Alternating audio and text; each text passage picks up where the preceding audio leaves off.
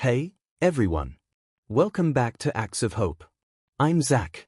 And before I begin today's story, I want you to close your eyes for just a moment. I'm serious. Close them. I want you to think back to a time, maybe when you were a child, maybe even as an adult, when someone made you a promise. A real promise. The kind that felt like solid ground beneath your feet. The kind that made you exhale, finally, because for once in your life you thought, I am safe. I am wanted. I belong somewhere. Now I want you to imagine that promise being ripped away. Not quietly. Not gently. But deliberately. Coldly. Like you were never part of the plan. Open your eyes. That is where today's story begins. His name was Noah. Noah Carter. 8 years old. 63 pounds. A second-hand sweater 2 sizes too big, and eyes so full of quiet intelligence they made grown adults look away. He had been in the foster care system for 2 years by the time Gerald and Diana Harmon walked through the doors of Sunrise Children's Home on a golden September morning. He was sitting alone in the corner of the common room, reading a library book about the solar system, when the staff member tapped him on the shoulder. Noah, there are some people here today. Would you like to come say hello? Noah looked up. Across the room, through the glass partition, he could see them. A tall man in a grey suit. A beautiful woman in a blue dress. Both of them looking around the room with something that wasn't pity, it was something deeper. Something that looked almost like searching. Like they were looking for someone specific. And for one wild, impossible second, Noah felt it. The feeling that they were looking for him. He told himself not to be stupid. He'd felt that before. It always ended the same way. He smoothed his sweater, stood up, and walked toward the door. What happened in the next 20 minutes would change everything. And what happened 10 years later, on the night of Noah's 18th birthday, would be the most devastating betrayal this story has ever carried. But here's what I need you to hold on to. What Noah did after that betrayal, the choice he made when he had every right in the world to choose destruction, that is the miracle. That is why I'm telling you this story today. That is Acts of Hope. Now listen, if you are new here, welcome. Genuinely, welcome. This channel exists for one reason, to remind you, week after week, that hope is real. That grace is real. That the human spirit is more powerful than any pain thrown against it. If you need that reminder, and honestly, who doesn't, hit that subscribe button right now. And ring that notification bell so you never miss a story. Because today's story about Noah? It is unlike anything I have ever told on this channel. Let's begin. Noah Carter was born on February 14th, Valentine's Day. His mother, Lydia Carter, always said that wasn't a coincidence. You came into this world on the day the whole world celebrates love, she used to tell him, smoothing his hair back before bed. That means something, baby. That means something big. Lydia was 24 years old when Noah was born. She was not wealthy. She was not connected. She was a woman with a fierce heart, a tired body, and a love for her son so enormous it seemed to fill whatever room they were in. She worked the morning shift at a diner called Rose's on the east side of Columbus, Ohio. She worked the evening shift at a laundromat 3 blocks away. On weekends, she cleaned houses for a cleaning company that paid cash under the table. She did all of this so Noah could have school supplies. So he could have sneakers that fit. So he could have a second-hand microscope she found at a garage sale that he stared into for hours, marveling at the invisible world beneath his fingertips. She was exhausted every single day of her life. And every single day, without fail, she kissed him on the forehead before school and said the same thing. You are my greatest adventure, Noah Carter. Don't you ever forget that. He never forgot. When Noah was 6 years old, on a Tuesday morning in March, Lydia collapsed at Rose's diner. She was carrying 2 plates, eggs and toast for table 7, when her knees buckled. The plates shattered. She was on the floor before anyone could reach her. A brain aneurysm. Sudden. Massive. Silent as a shadow. She was gone before the ambulance arrived. Noah was in his first-grade classroom when it happened. He was working on a drawing, a rocket ship, bright red with yellow flames, when his teacher came to the door and whispered to Mrs. Patterson, his classroom teacher. Mrs. Patterson called him over quietly. She knelt down to his level. Her eyes were red. "Noah, baby. I need to tell you something about your mama." He listened to what she said. He stood very, very still. And then he asked, in the smallest voice anyone in that school had ever heard, "Can I finish coloring my rocket ship first?" He didn't understand yet. His mind couldn't hold what she had said. So it protected him, the way minds do, by retreating into something small and safe and manageable. A rocket ship. Red. With yellow flames. He finished coloring it. Carefully. Every line within the edges. He never cried at school that day. He waited until he was alone that night, in a foster home he'd never seen before, in a bed that didn't smell like his mother, and then he cried so hard and so silently that the pillow was completely soaked by morning. The next 2 years were a blur of faces and addresses. Foster home number 1. A couple in their 50s who meant well but had 4 other children and a house that felt permanently on the edge of chaos. Noah learned to be invisible there. To take up as little space as possible. To eat quickly. To stay out of the way. Foster home number 2. A single woman named Carol who was kind and quiet and smelled like cinnamon. Noah almost let himself relax here. Almost. Then Carol's mother got sick. Carol moved away. And Noah moved again. Foster home number 3 lasted 11 days. He doesn't like to talk about it. After that, the state placed him at Sunrise Children's Home, a group residential facility on the east side of Columbus. He was 7 years and 4 months old. He had a twin bed, a small dresser with 3 drawers, and a window that looked out over a parking lot. He called it his room. He meant it. After everything, having a room, just his, however small, felt like a kind of miracle. Sunrise Children's Home was not a cruel place. But it was not a warm place either. It was the kind of place that functioned. That met needs. That checked boxes. The staff were not bad people, most of them were genuinely trying. But they were stretched thin, managing too many children with too many needs, and the system they worked inside was cracked down the middle and held together mostly with good intentions and not enough funding. The children at Sunrise learned things unspoken. They learned not to personalize an empty bed, because beds emptied when children were placed, or returned, or aged out, and celebrating or mourning either one cost too much emotionally. They learned to manage hope carefully. Like a small flame in a windy room. Cup it with both hands. Don't breathe on it too hard. They learned to read people quickly. Prospective parents who came to visit were studied like weather patterns. Was their eye contact genuine or performed? Did they kneel down to speak to you or stand above you? Did they ask you questions or just answer their own?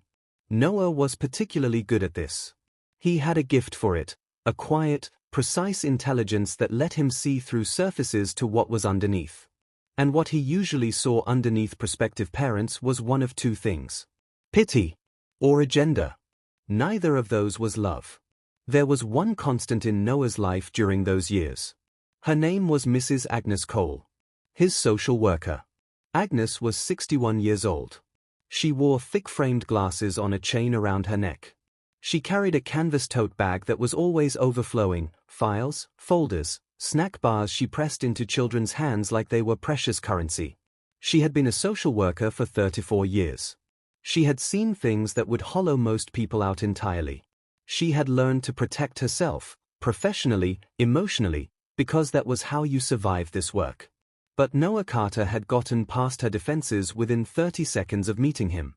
She visited him every 2 weeks, always on Thursdays, always at 4 p.m. She brought him books. Not random books, she paid attention. Knew his interests. Science.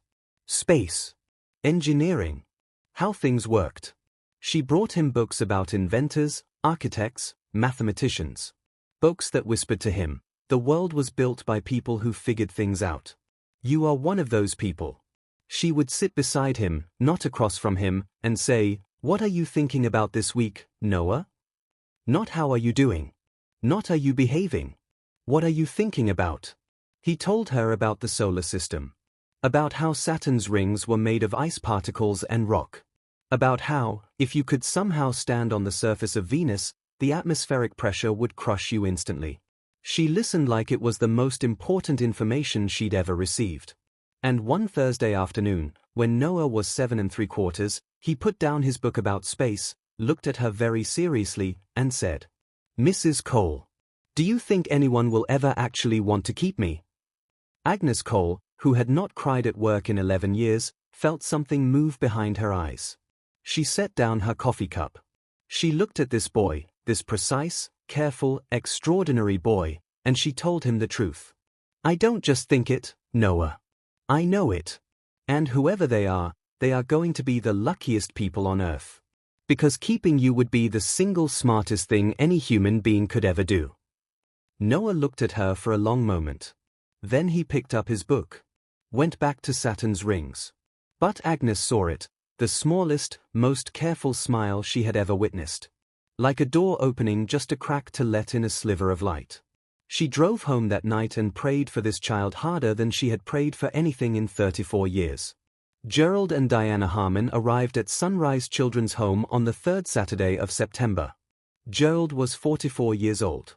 He was the kind of man who made rooms pay attention, not through loudness or aggression, but through a quality of stillness that communicated confidence without effort. He had built his real estate company from a single rented office in Cincinnati to a $400 million empire across 12 states. He was the kind of man who never lost. Or so he believed. Diana was 42. She had grown up in wealth. Her father was a Boston surgeon, but she wore it lightly, the way people do when they understand that money is a tool and not an identity. She had a laugh that filled rooms and a habit of looking people directly in the eyes when they spoke, which made everyone she met feel, for a moment, like the most important person in the world. They had tried to have children for 9 years. 2 miscarriages. 3 rounds of IVF. One heartbreak after another, each one quieter than the last, until the grief became a kind of weather they lived inside permanently. The last doctor who saw them was a specialist in Boston. He was a kind man. He sat across from them, folded his hands, and said with genuine sorrow, "I think it's time to consider other paths to parenthood." Diana cried in the car for 40 minutes. Gerald drove. Didn't speak. Kept one hand on the wheel and one hand over hers. When she finally stopped, she looked out the window for a long moment. Then she turned to him. "Gerald, what if the child we're supposed to have is already here? Already waiting? What if we've been looking in the wrong direction this whole time?" Gerald was quiet. He was not a spontaneous man. He processed. Then he nodded. "Then let's go find them." The staff at Sunrise prepared a small group of children to meet the Harmons. They chose carefully. Children who were emotionally stable. Who presented well. Who could handle the weight of a visit without falling apart if it didn't lead anywhere. Noah was on the list almost as an afterthought. He wasn't the most obviously appealing, he wasn't bubbly, or particularly talkative, or the kind of child who immediately climbed into laps. But Mrs. Cole had made a phone call. "Put Noah in the room," she said. "Trust me. Just put him in the room." There were 6 children in the common room that Saturday morning when Gerald and Diana Harmon came in. Diana went immediately to 2 little girls playing with building blocks. She sat cross-legged on the floor with them, completely unconcerned about her white dress, and started building alongside them, asking their names, laughing at nothing in particular.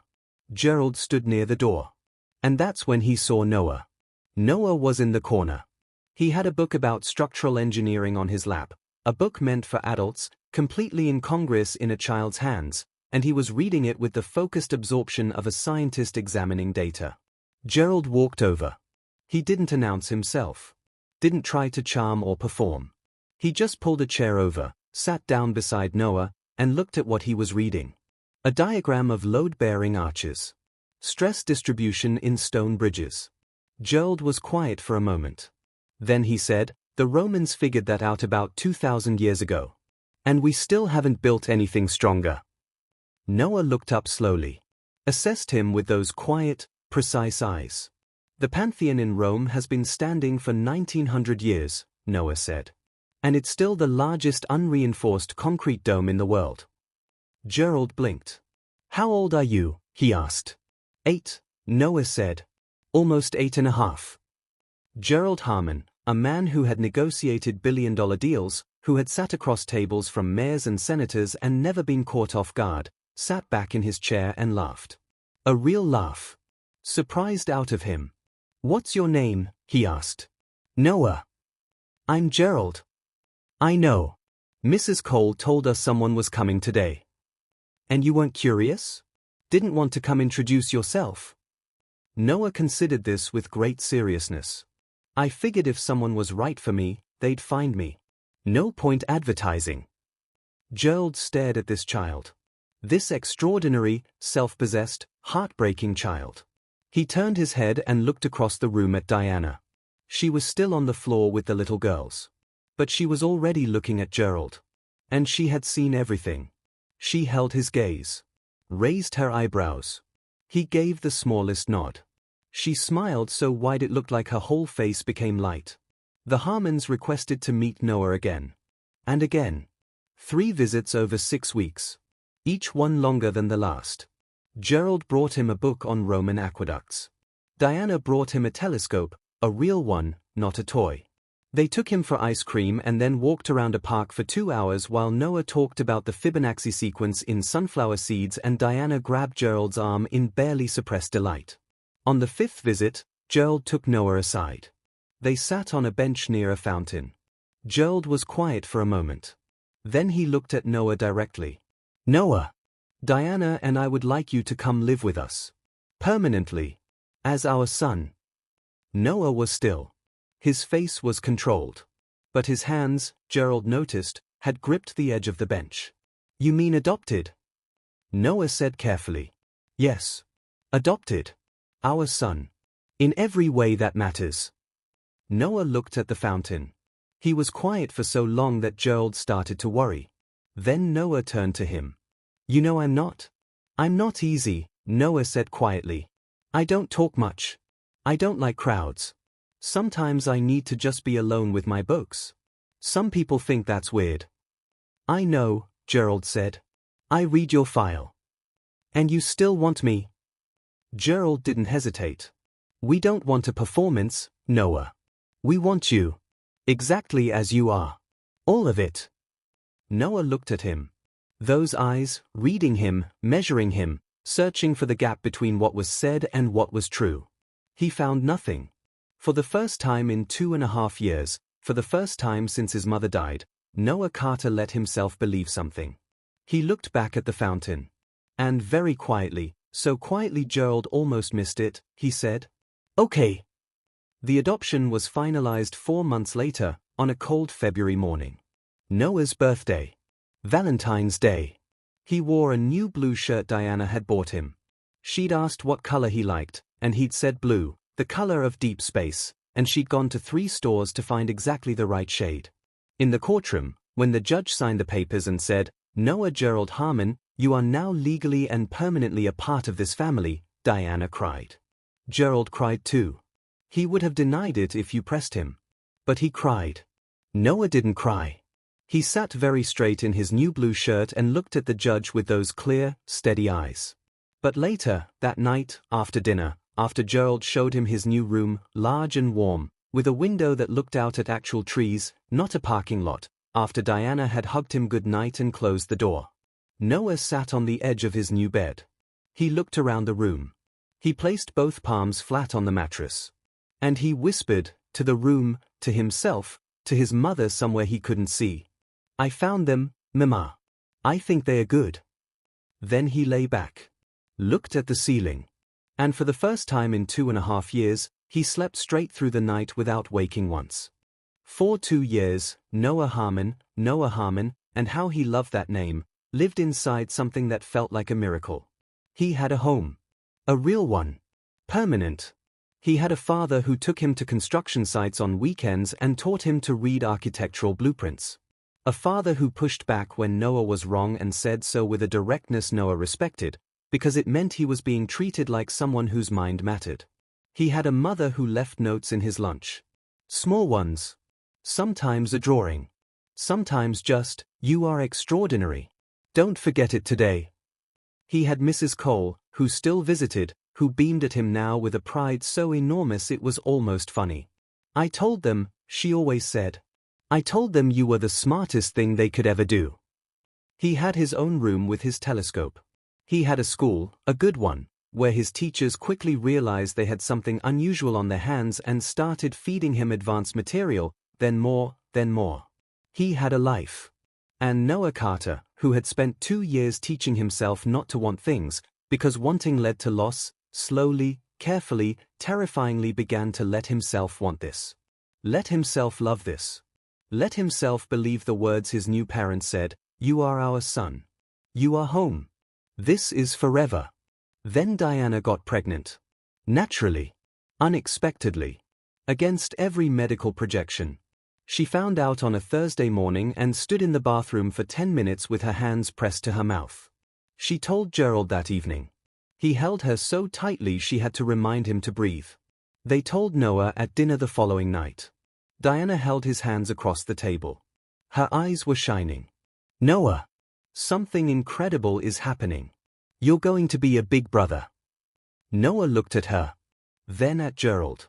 Then back at her. He nodded slowly. "Okay," he said. Diana frowned gently. "Okay? That's all?" "I mean..." Noah thought carefully.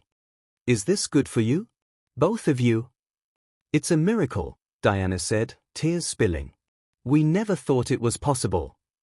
Noah nodded again. "Then I'm happy for you," he said. Genuinely. He meant it. He did not feel threatened. He was not naive. He was 10 years old and had been through enough to understand what biological versus adopted meant in many families. He had seen it play out in the system. But Gerald and Diana had promised him.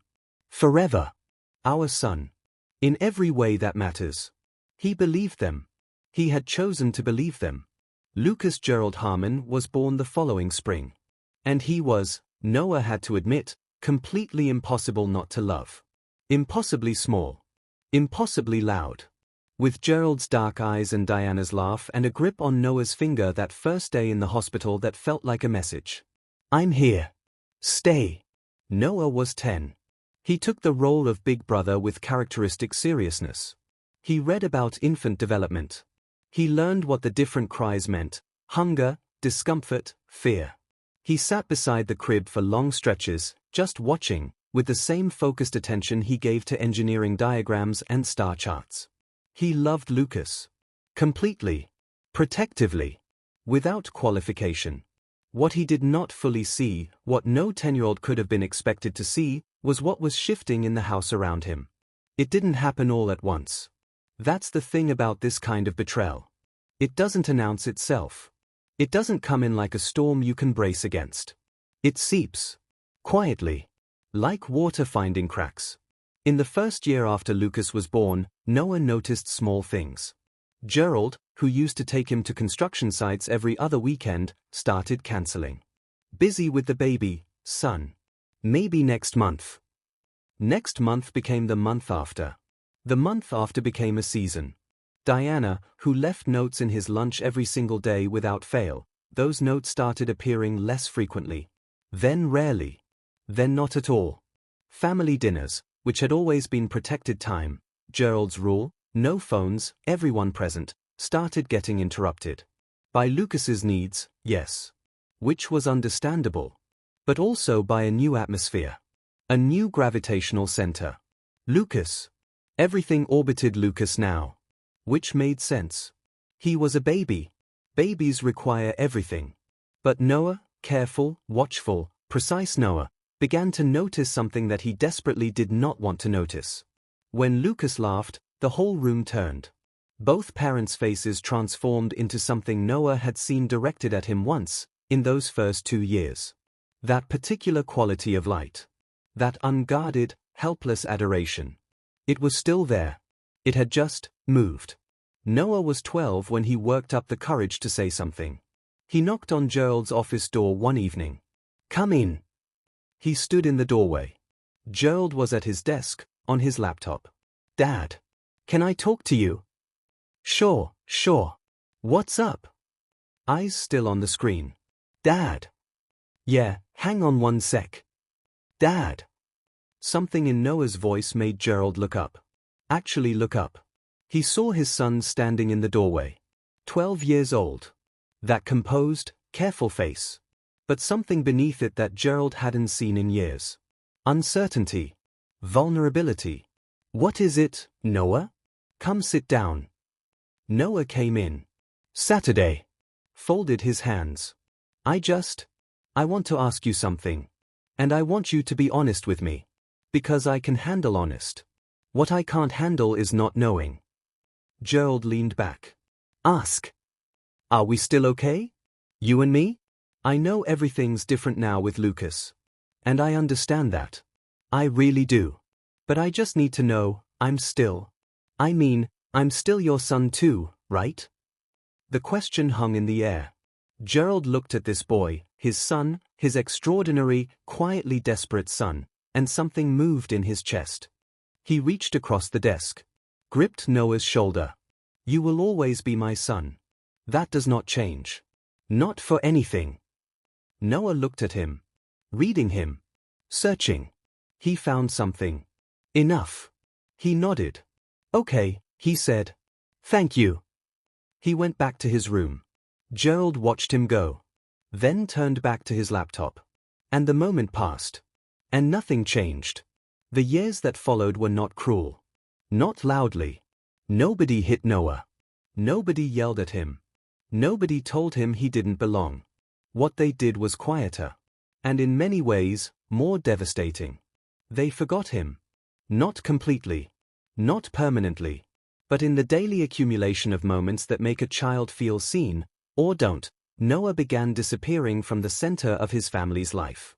His achievements were acknowledged but not celebrated.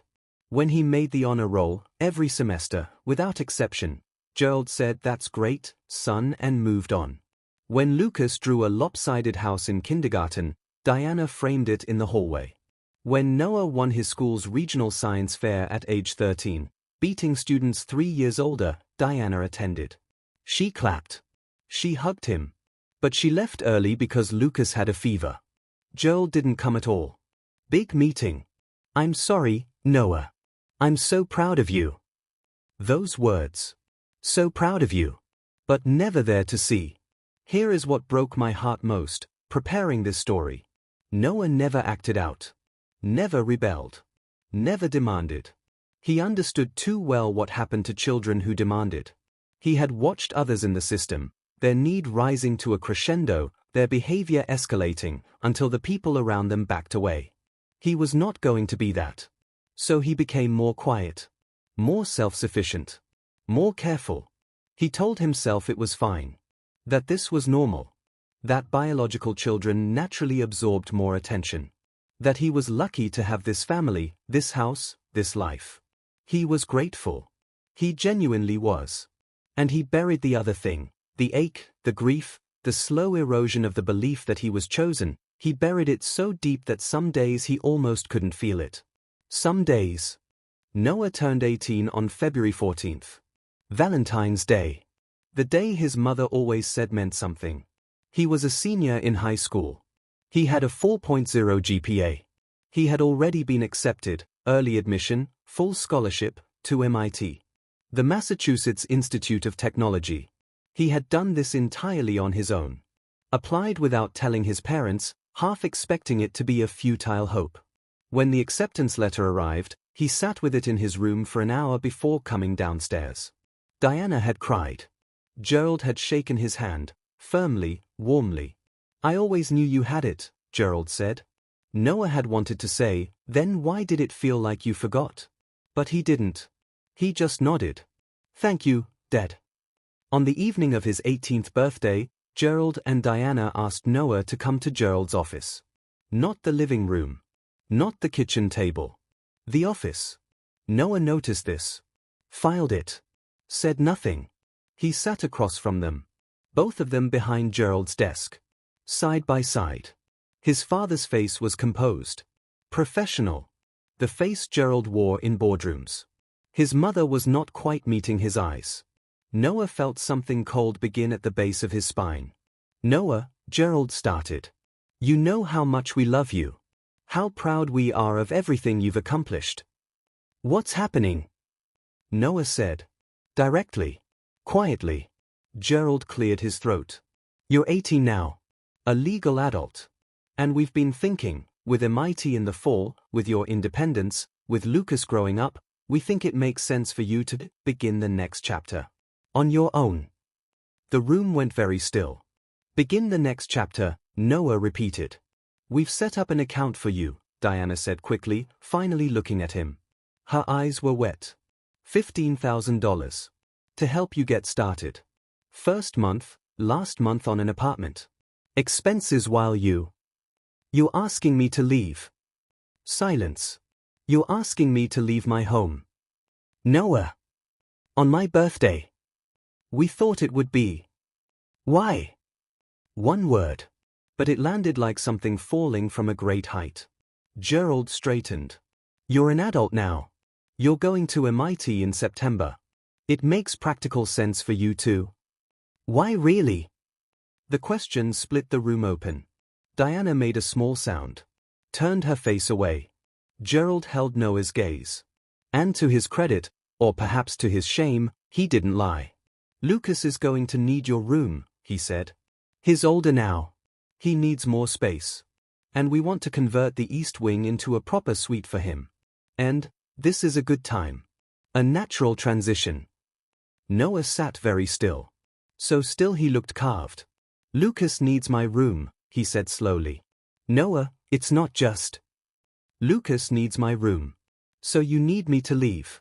On my 18th birthday. Silence. I see, Noah said. He stood up. His chair scraped back.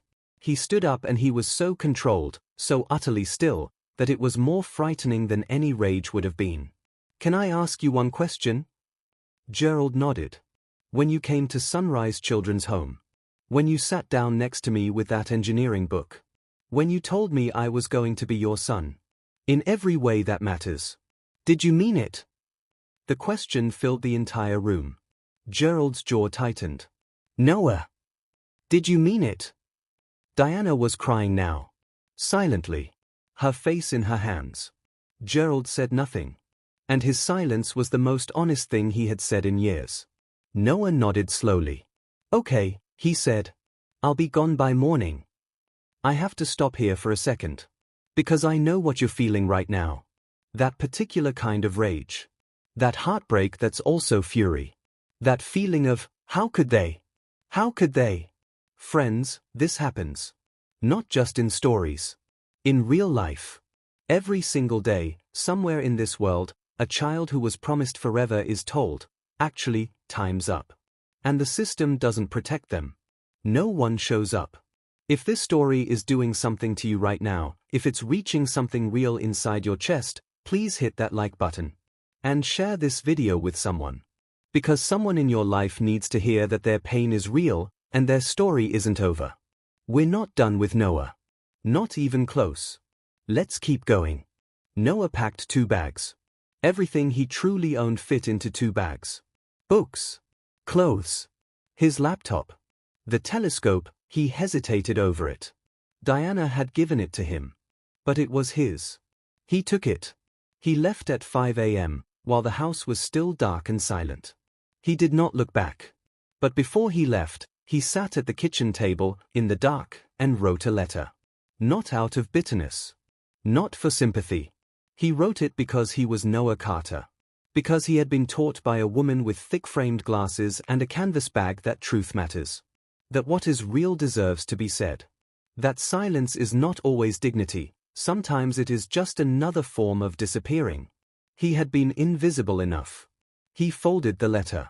Left it on Gerald's desk. And walked out into the February cold. Let me read you what Noah wrote. Dear Gerald and Diana. I want you to know that I don't hate you. I have thought about whether I do, very carefully, the way I think about most things. And the answer is no. Hatred requires a kind of sustained energy I have better uses for. What I want you to understand, not for my sake, but for yours, is what you did. You did not simply ask an 18-year-old to move out. You ended something. You confirmed something I spent 10 years trying not to believe. That I was never quite real to you. Not the way Lucas is real. I understand biology. I understand the pull of it. I am not a child anymore. You made sure of that tonight, so I can say with adult clarity, I understand. But understanding does not mean it didn't happen. You told me I was chosen. You told me that choosing was more powerful than biology, because choosing is deliberate. Because choosing means someone looked at all the options and said, you. I want you. I believed you. For 10 years, I held that like something precious. Tonight you took it back. I don't know what I'll do next. I don't know where I'll sleep tonight or next week. But I know this, I am Lydia Carter's son. She worked 3 jobs in the dark so I could have a microscope.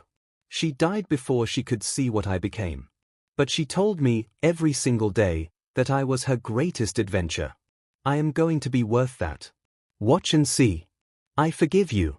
Not because you deserve it, but because I refuse to carry this. I hope you look at Lucas and love him well. I hope you are present for him in a way you were not present for me.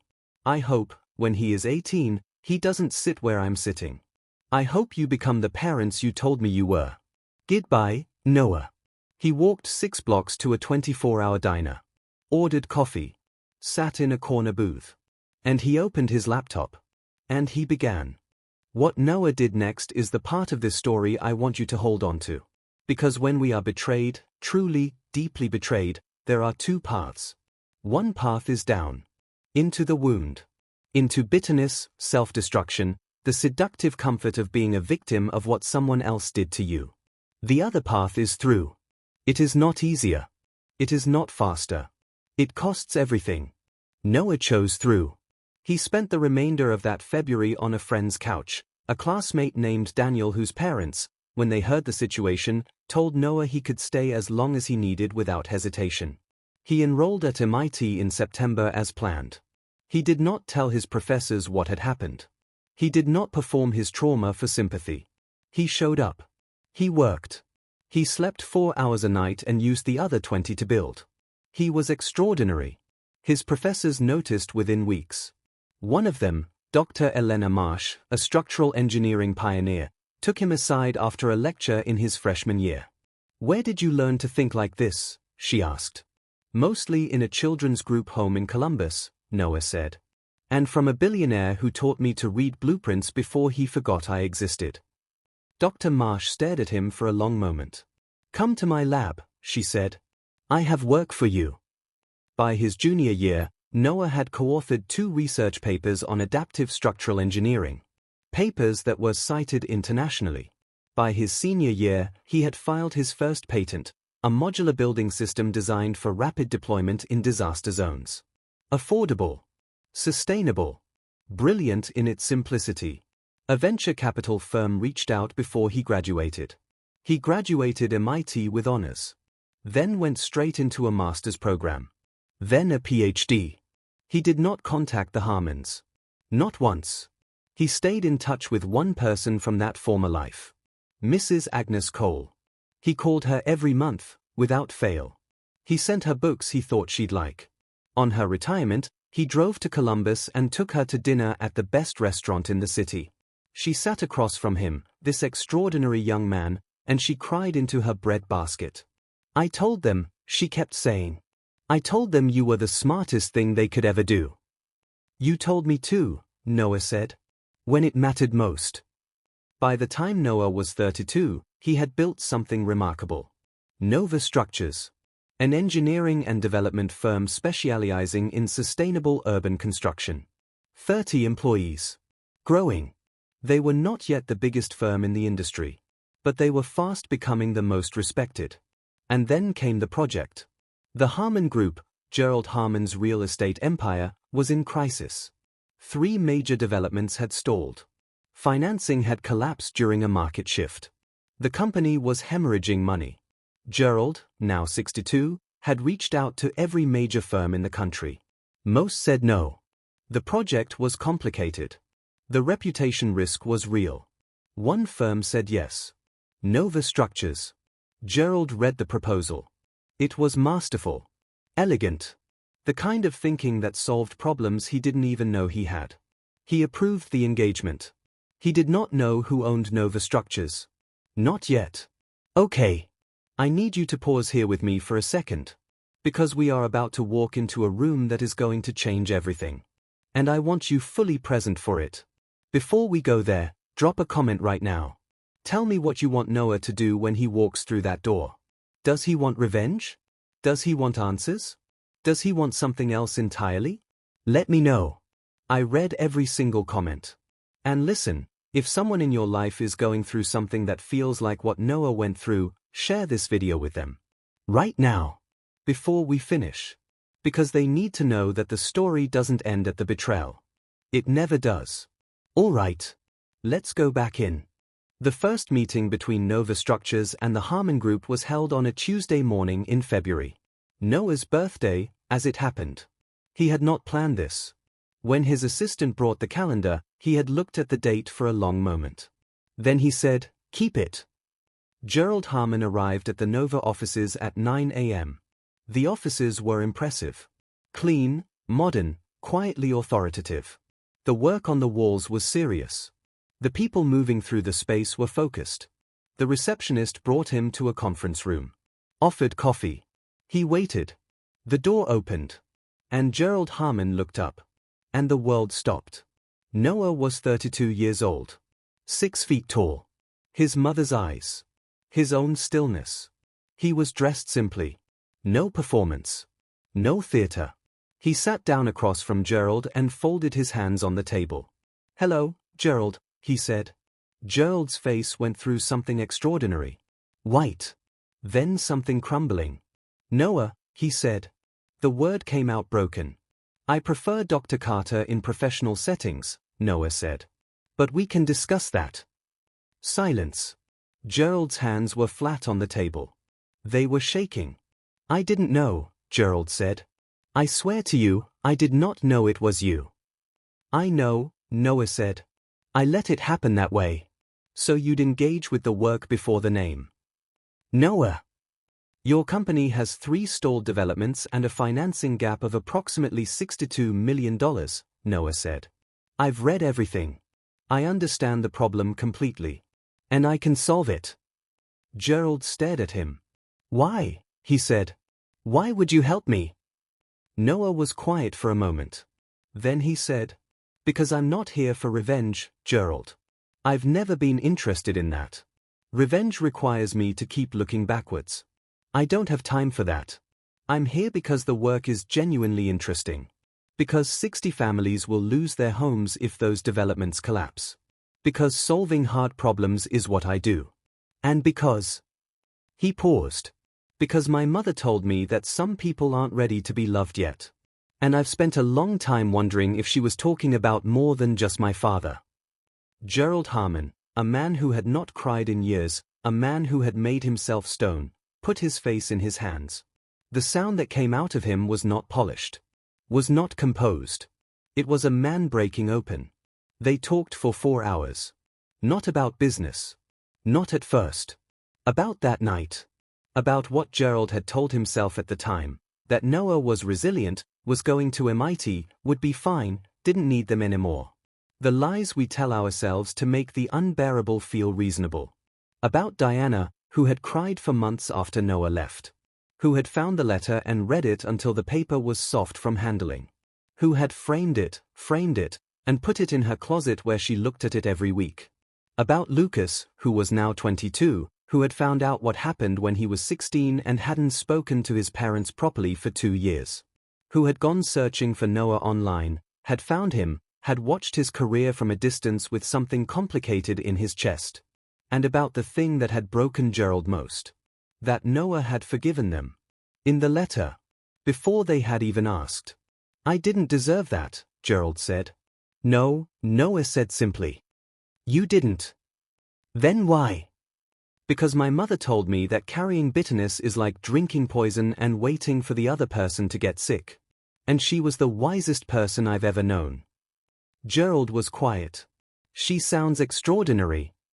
"She was," Noah said. "She would have loved Lucas. She would have made him something better."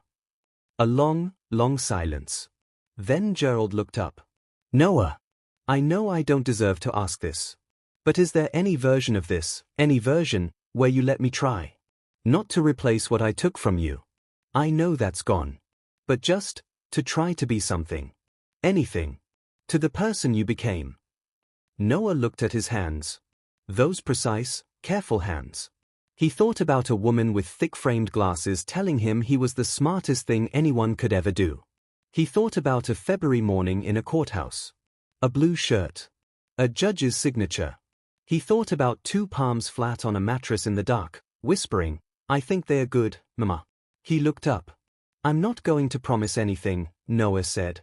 "And I'm not going to pretend things are fine. They're not fine. What you did was not fine. I know. But I'm not going to walk away from someone who is genuinely trying, either. That's not who I am." He stood. Extended his hand. "We start with the work. We build from there. If you show up for it, actually show up, we'll see what's possible." Gerald stood. Took his hand. Held it. "Thank you," he said. "I don't have any other words. Just thank you." Noah nodded. "Same time Thursday. Bring your project files. All of them." He walked to the door. Then stopped. Turned back. "Gerald." "Yeah. Tell Diana I got her notes. The ones in my lunch, growing up. I kept every single one." Gerald's face crumbled. "I will," he whispered. "I will." Noah walked out. Noah didn't get his childhood back. He didn't get his teenage years back. He didn't get the father who showed up to his science fair. He didn't get the birthday that wasn't a betrayal. You don't get those things back. Life doesn't work that way. But here's what Noah got. He got to become exactly who he was always going to be, because he refused, at every turn, to let what was done to him determine who he became. He got to prove every single day that Lydia Carter's son was worth every sacrifice she ever made. He got to choose, again, like the first time in that conference room, like the first time in a children's home corner with an engineering book, to believe that people are worth the effort of the truth.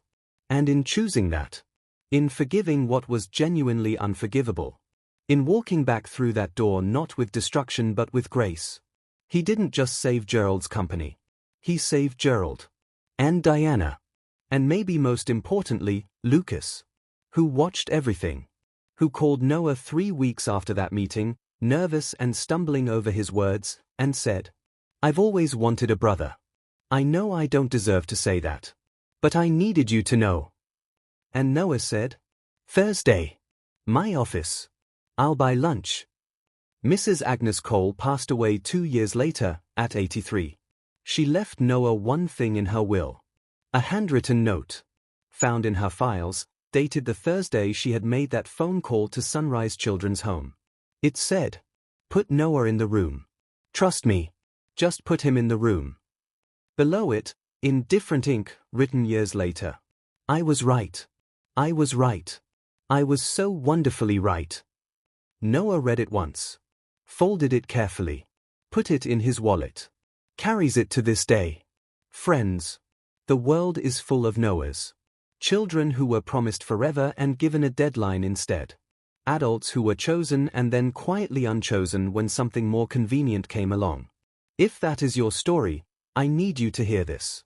Your story is not over. The betrayal is not the ending. It is not even the middle. It is just the part that tests whether you will let it be the whole thing. You are not what was done to you. You are what you choose to become after. Noah Carter walked into a February morning with 2 bags and a letter and a mother's voice in his head telling him he was her greatest adventure. And he became exactly that. Your turn. I'm Zach. This is Acts of Hope. If this story moved you, if it reached something real, please subscribe to this channel. Share this video.